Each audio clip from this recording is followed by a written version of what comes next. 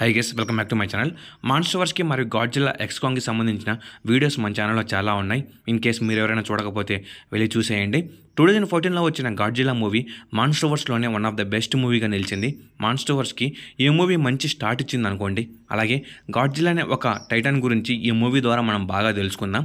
ఈరోజు టాపిక్ ఏంటంటే Godzilla movie opening సీన్లో మనం ఒక పెద్ద టైటాన్ యొక్క స్కెల్టన్ చూస్తాం. ఈ స్కెల్టన్ ఏ టైటాన్ది, ఇంకా ఈ టైటాన్ ఎలా చనిపోయింది అనేది ఈ వీడియోలో తెలుసుకుందాం. ముందుగా ఈ వీడియో అయితే చాలా ఇంట్రెస్టింగ్గా ఉండబోతుంది.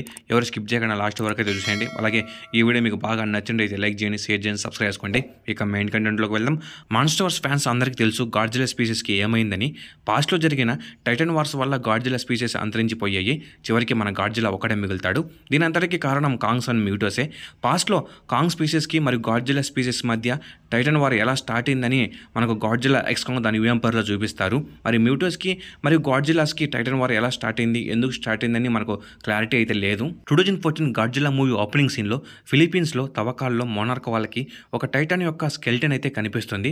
అప్పుడు అక్కడికి ఇసిరో సిరిజావా మరియు వివిన్ని వచ్చి ఆ స్కెల్టన్ని పరిశీలించడం అయితే జరుగుతుంది.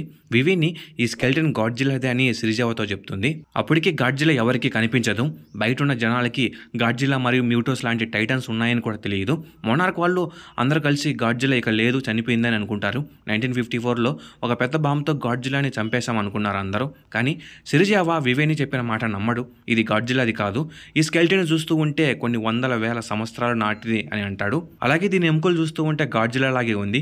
ఒకవేళ ఈ స్కెల్టన్ గాడ్జిల్లా స్పీసీస్లో ఒకరిదని సిరిజావా వివేన్కి చెప్తాడు. మరి ఈ స్కెల్టన్ ఎవరిదనే విషయానికి వస్తే ఈ స్కెల్టన్ గాడ్జిల్లాకి యాన్సిస్టర్ అయిన డేగాన్ది అని మనకు Godzilla movie end credit scenes confirm చేస్తాయి. అలాగే ఈ స్కెల్టన్ లోపల మ్యూటోస్ యొక్క ఎగ్స్ కూడా దొరుకుతాయి.